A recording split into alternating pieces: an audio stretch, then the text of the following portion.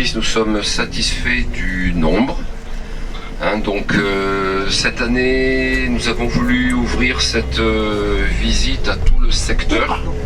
Alors j'ai pas recensé en fait combien de personnes sont des autres paroisses, mais ça nous a paru, disons, pas forcément pertinent de faire ça simplement Sainte-Geneviève-des-Bois. Et puis d'avoir des personnes d'à côté qui nous disaient tiens, votre visite nous aurait intéressé, mais non, vous ne pouvez pas venir parce que vous êtes de Fleury ou de Morsan. Bon. Dans un esprit de secteur, c'est plus que moyen. Voilà. Alors, cette visite, bon, il y a toujours chaque année un peu des problèmes de programmation, de choix de la date, etc. Ça dépend de beaucoup d'agendas, de calendriers, de choses comme ça. Donc, les années précédentes, on est sorti, c'était en octobre. Madeleine Delbrel à Ivry l'an dernier, ça devait être, je crois, en décembre. Donc là, maintenant, c'est en mai. On essaiera peut-être de stabiliser ça une bonne fois pour toutes dans le futur. Le choix de la destination. J'avais en tête initialement Vézelay, donc Vézelay au mois de juin, le 21 juin, là, au moment du solstice. Donc je ne sais pas si vous connaissez la basilique de Vézelay, mais le 21 juin, elle a cette caractéristique que la lumière qui passe par les vitraux fait un chemin tout le long de la nef et remonte vers le chœur. Donc c'est quand même quelque chose d'assez extraordinaire à voir. Bon, ceci dit, Vézelay, en bus, ça doit être quand même facilement 3 heures de route. Donc finalement, même en partant à 8h du matin, 3 heures aller, 3 heures retour, etc., ça fait quand même malheureusement beaucoup de voyages pour peu de temps sur place. Donc finalement, on est quand même obligé de se cantonner à des visites dans un certain rayon, globalement d'une centaine de kilomètres, 100-150 km maximum autour de Sainte-Geneviève. Il y a plusieurs années, avant que j'arrive à l'équipe animatrice, la paroisse était allée à Chartres et avait visité notamment le séminaire, ce qu'on appelle le séminaire des Barbelés, où pas mal de séminaristes allemands étaient gardés prisonniers, enfin les séminaristes et prêtres allemands étaient gardés prisonniers après 1945, et c'est lors de cette période, dans ce camp de prisonniers, finalement, qu'une bonne partie de l'église allemande a réfléchi à ce qui s'était passé, finalement, et a bâti, disons, un peu ce qui est devenu le clergé allemand d'après-guerre. Voilà. Alors pour cette année, donc, on s'est dit que ça faisait quand même un bon moment qu'on n'était pas allé à Paris.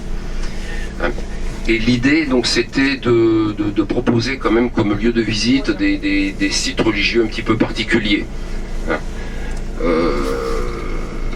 Il y a les sites très touristiques que tout un chacun peut voir, etc. Bon, finalement, là, ça n'apportait pas forcément de plus-value. Et donc, on s'était un peu focalisé dès le départ donc, sur la cathédrale des Invalides. Bon, là, c'est l'ancien militaire qui parle, quand même, je dois l'avouer. L'intérêt pour moi, c'était de vous montrer un petit peu ce que pouvait être un diocèse non territorial, en fait. Donc il y a quelques diocèses comme ça qui sont plus liés à une institution ou à une fonction, et non pas à un territoire, un département. Voilà. Donc ça pouvait présenter un certain intérêt. Mais là aussi, aujourd'hui, alors quand j'ai écrit donc, au chanoine des Invalides, qui m'a répondu fort gentiment, il m'a dit, écoutez, je suis désolé, mais 13, 14, 15 mai, c'est le pèlerinage militaire international à Lourdes, et donc je ne serai pas là, il n'y aura personne. Bon, moi à la rigueur, j'aurais pu vous parler un peu de la partie militaire de la chose, mais la partie religieuse des Invalides, j'étais quand même plutôt incompétent.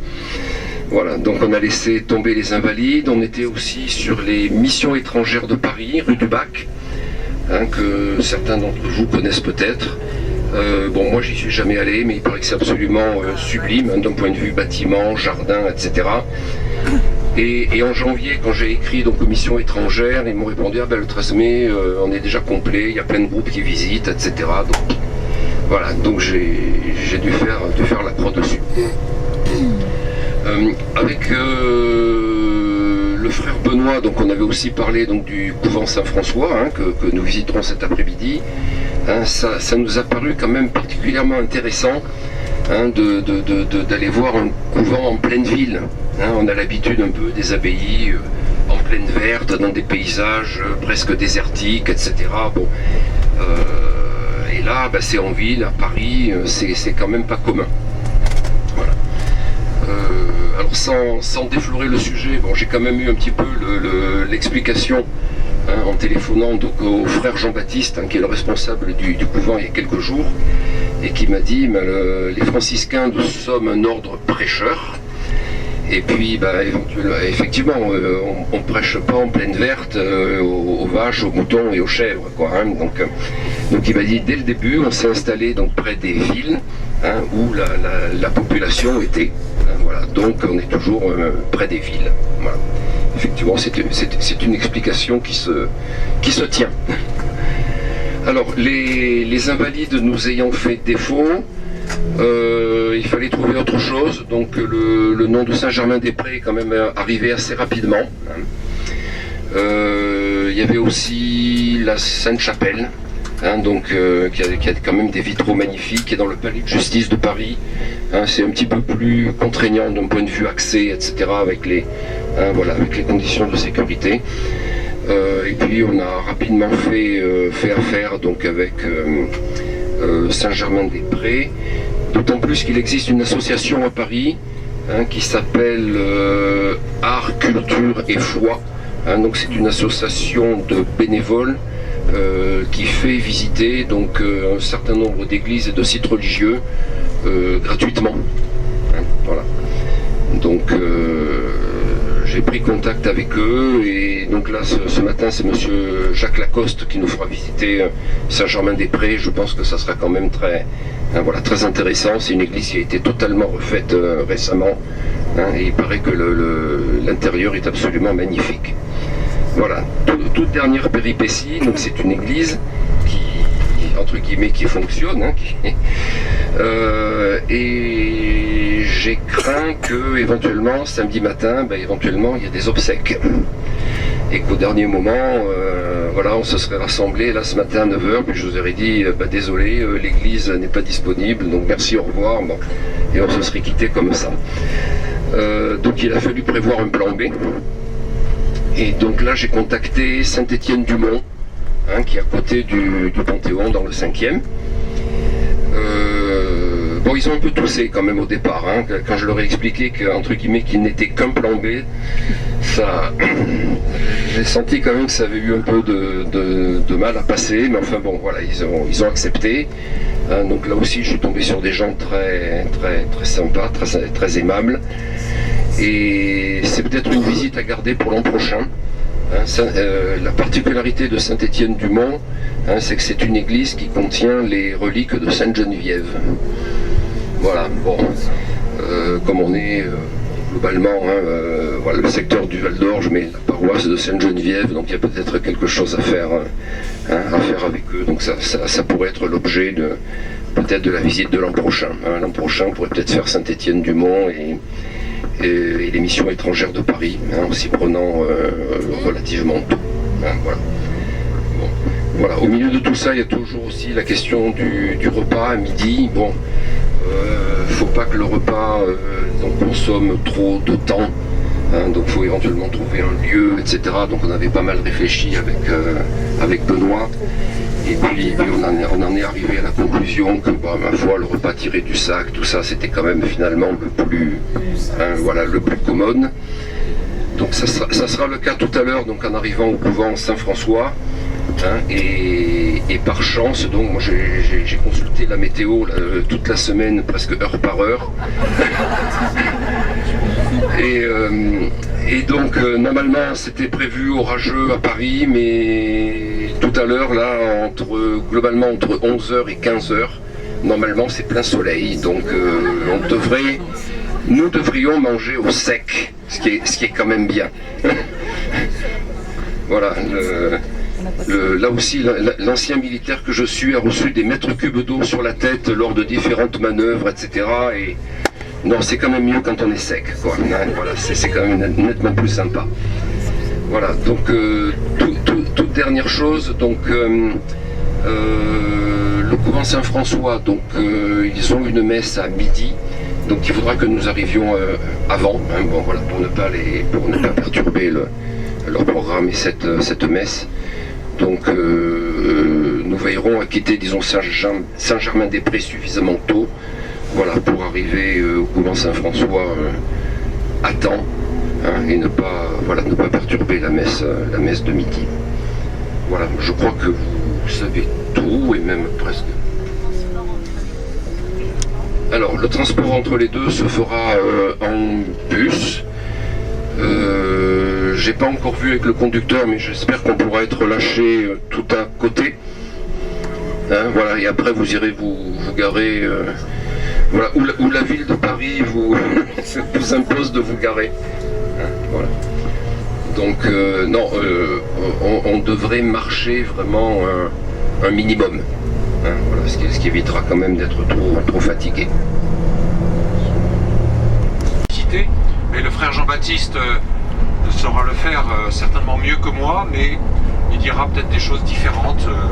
Alors, les franciscains ont été fondés par Saint François en 1209, donc au XIIIe siècle.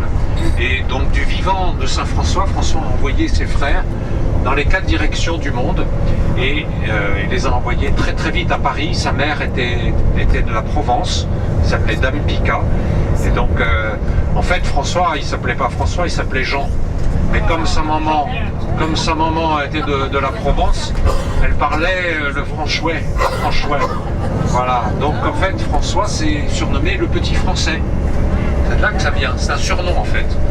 Et très vite, François donc a envoyé ses frères en Italie, bien sûr, mais après en France, en 1217. Et il a envoyé 3 frères, dont le frère bienheureux Pacifique. Ils sont arrêtés à la colline de Vézelay, dont a parlé tout à l'heure Francis. Et il y avait un monastère de bénédictins. Et les frères sont toujours mis sous la protection des bénédictins. C'est pour ça que je m'appelle Benoît d'ailleurs. C'est que je suis cela. et en fait, ils sont arrêtés là parce que ça ressemblait à la colline d'Assise, au mont Soubazio. Et puis, ils ont fondé un petit ermitage qui a existé jusqu'à la Révolution française, et on s'est réimplanté en 1948-49, après la Deuxième Guerre mondiale. Donc actuellement, il y a un ermitage de 4 frères. Et après, les frères ont été, là aussi, sous la protection des bénédictins, à Saint-Denis. Il y avait une très grosse abbaye à Saint-Denis, qui est maintenant d'ailleurs l'école, aide-moi, parce que c'est sous le régime des armées, l'école de la Légion d'honneur. Voilà. Et donc les frères se sont installés là jusqu'en 1228. Et il se trouve que moi, quand j'ai fait ma profession solennelle, j'ai été appelé par 2 autres frères à fonder une communauté. Et on a fondé au chevet de la basilique Saint-Denis, où j'ai d'ailleurs été ordonné prêtre, et exactement à l'endroit où les frères sont arrivés, se sont installés. Et comme, si je ne fais pas d'erreur scientifique, à l'époque il n'y avait pas encore de RER, les frères, ils allaient tous les jours de Saint-Denis à la Sorbonne, qui était une grande école de théologie, où il y avait Saint Bonaventure, Saint Thomas d'Aquin, enfin il y avait ça phosphorait très fort, c'était très réputé. La Sorbonne, c'était une école de l'église et des ordres religieux franciscains et dominicains. Et donc c'était un peu loin quand même pour aller à la Sorbonne, et les frères se sont installés rue d'École de la Médecine, métro du Roc, tout près de Saint-Germain-des-Prés, où nous allons aller. Ils sont installés là, et il y a eu d'autres communautés qui ont été installées. Et puis je vous la fais brève. À la Révolution française, tous les couvents ont été décapités un peu partout en France. Ça a été la catastrophe, et les frères ont quitté Paris, ont quitté la France, et ont été tués, ont été expulsés, etc. Et donc le grand couvent de l'école de médecine à Paris dont on a gardé uniquement le réfectoire et qu'on peut visiter si un jour ça vous dit. C'est quand même assez impressionnant. C'est devenu la propriété de l'État. Et les frères, il n'y en a pas eu jusqu'en à peu près 1850. Donc pendant à peu près 60 ans. Et en fait, c'est les frères d'Italie qui sont revenus fonder en France, surtout Lyon, la Bretagne, et les frères d'Espagne, Toulouse, Bordeaux et Paris et l'Est de la France. 1850. Et à peu près au lendemain de la Première Guerre mondiale, 1918, des frères se sont installés, alors qu'ils étaient présents dans le 15e arrondissement de l'époque, ils se sont installés rue Sarrette, rue Marie-Rose, en fait dans un immeuble qui était le commissariat de Terre Sainte. Alors je ne sais pas si vous savez ce que c'est, dans tous les pays du monde, la quête du vendredi saint est faite dans toutes les églises du monde entier au profit de la Terre Sainte. Terre Sainte qui a été confiée aux franciscains au XIVe siècle par le descendant du sultan Saladin pour garder les lieux saints, mais la quête sert aussi à toutes les œuvres sociales de la Terre Sainte en Syrie, en Jordanie, en Égypte et bien sûr en Israël et Bethléem, et la Palestine occupée. Alors les frères étaient là, et puis les frères ont eu beaucoup de vocations entre les deux guerres, et ils ont décidé en 1935 de construire un couvent, celui que nous allons visiter. Alors vous allez voir, il devait être fait en U, comme on faisait tous les couvents. Les couvents franciscains ne sont jamais des carrés comme les bénédictins, puisque les bénédictins sont cloîtrés. Nous, notre cloître, c'est le monde. Donc il y a toujours 3 pans, et le 4e est ouvert sur le monde. Pour aller, les frères vont par le monde, c'est dans notre règle. Et donc, ils ont construit une première aile, l'aile perpendiculaire, et ils sont arrêtés parce que est arrivée la guerre, la Deuxième Guerre mondiale, et ils n'ont pas pu construire l'autre bâtiment. D'ailleurs, heureusement, parce qu'il aurait fallu l'entretenir, ça aurait coûté très cher, je sais très bien combien ça coûte cher d'entretenir de tels bâtiments. Voilà, donc le bâtiment a été construit, il y a eu énormément de vocations, jusque dans les années 1960, 1970, et après, vous savez, dans toute l'église de l'Occident, la crise des vocations, c'est bien que les nombres de frères a diminué. Ils ont été jusqu'à 50 dans ce couvent. Actuellement, ils sont une douzaine, 12, 13. Voilà. Alors, quand j'ai été élu provincial en 2008, mon premier dossier a été de trouver sur mon bureau un courrier, la municipalité de Paris, m'intimant l'ordre de réhabiliter le couvent, parce qu'il n'avait jamais été fait. Réhabiliter, c'est-à-dire le ravalement, ravalement du couvent. Et en plus, il y a eu un toit qui s'est cassé la figure, enfin une arête du toit qui est tombée dans la rue et qui menaçait quand même les piétons, et il a fallu réparer cela. Alors il fallait que je trouve 1 million d'euros. Qu'est-ce que j'ai fait? J'ai prié, on va peut-être prier un petit peu avant qu'on arrive à Paris. J'ai prié, et puis comme joindre les mains, ce n'est pas se retrousser les bras, j'ai aussi beaucoup travaillé. Et j'ai réussi à trouver 1 million d'euros. Je vous dis ça, c'est important par rapport à notre visite, parce qu'il a fallu donc faire le ravalement du couvent, il a fallu refaire entièrement le toit, et en mettant d'ailleurs des passerelles de sécurité avec des lignes de vie pour un accès sécurisé aux personnes, aux couvreurs qui viennent intervenir. Et puis le couvent avait déjà été réhabilité à l'intérieur, mais les frères avaient tout fait sauf la chapelle. Vous voyez, Dieu, il a l'habitude, dernier servi, il connaît ça. Et donc je me suis dit, on va profiter de tous ces travaux pour refaire la chapelle, qui était dans un sale état, qui était noir comme tout. Les vitraux commençaient à gonfler vers la rue, ils risquaient de tomber alors que c'est des vitraux de grande valeur. Et donc j'ai trouvé les sous pour réhabiliter ce couvent. Je ne vous en dis pas plus, vous verrez un peu la beauté de la nef, la beauté des vitraux. Donc ils ont été créés en 1935, disons 5 ans avant la guerre. D'accord ? Et la réhabilitation a été terminée en 2013, donc il y a 10 ans tout juste. Voilà, je crois que vous avez l'essentiel.